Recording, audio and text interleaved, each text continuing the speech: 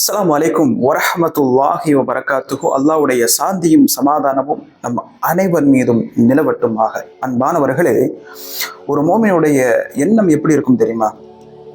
தனக்கு ஏற்பட்ட சோதனைகளையும் கஷ்டங்களையும் மறந்து பழகக்கூடிய உள்ளமாகத்தான் ஒரு மோமினுடைய உள்ளமாக இருக்க முடியும்.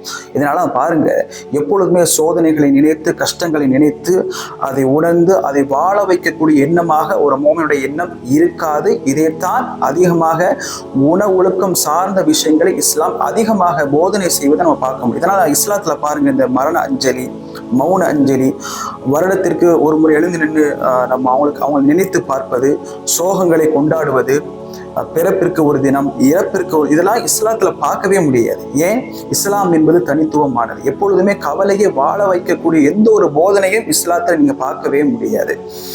இதனால இந்த கவலை சார்ந்த விஷயத்துக்கு ஒரு போதனையை நம்ம சொல்றதா இருந்தா ஒரு உதாரணம் சொல்லலாம். எப்படின்னா, நான் எவ்வளவு கஷ்டப்பட்டிருக்கேன்னு தெரியுமா, என் வாழ்க்கையில் எவ்வளோ நான் சோதனைப்பட்டிருக்கேன் தெரியுமா. நீங்கள் ஒரு நபர்கிட்ட போய் நீங்கள் சொல்லுவீங்க, ஆனால் அவன் அதை உணர்வுபூர்வமாக ஏற்றுக்கொள்ளவே மாட்டான். அவனுக்கு இன்னும் 10 சமயம் வரும். நீங்கள் கஷ்டப்பட்டிருக்கீங்கன்னு தான், சோதனைப்பட்டிருக்கீங்க, அது சரிதான், நான் பட்ட கஷ்டம் எவ்வளோ தெரியுமான்ட்டு அவர் 1 மணி நேரம் பேசுவார்.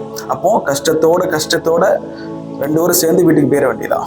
எப்பொழுதுமே சோதனையை வாழ வைக்கக்கூடிய நிலையை ஏற்படுத்தக்கூடாது. ரசூல் ஸல்லல்லாஹு அலைஹி வஸல்லம் அவர்கள் சொன்னார்கள், ரஹிமல்லாஹு மூசா அவர்களுக்கு அல்லாஹ் அருள் செய்யட்டும், வலகது ஊதிய மிம்மா ஊதித், என்னை விட அவர் அதிகமாக கஷ்டப்பட்டிருக்கிறார், என்னை விட அவர்கள் அதிகமாக சோதனையை அனுபவித்திருக்கின்றார்கள். எப்பொழுதுமே தன்னை டவுன் பண்ற அளவுக்கு என்னை மாதிரி யார் கஷ்டப்பட முடியாது, நான் பட்ட கஷ்டத்தை நீ பட முடியுமா என்று எப்பொழுதுமே தன்னை டவுன் பண்ணக்கூடிய அளவுக்கு உண்டான எந்த ஒரு செயலையும் இஸ்லாம் அனுமதிக்காது, அதை ஆர்வமும் ஊட்டாது. முடிந்த அளவிற்கு தனக்கு ஏற்பட்ட கஷ்டங்களை உணர்ந்து அதை சகித்து கொண்டு அதை வெளிப்படுத்தாமல் அல்லாஹ்விடத்திலே முழுவதுமாக முறைப்பாடு வைக்கக்கூடிய மக்களாக நாம் இருந்தால் நிச்சயமாக இந்த உலக மக்களை காட்டிலும் உள்ளங்களை அறிந்தவன் அல்லாஹ் ஜல்ல சுப்ஹானஹு வ தஆலா.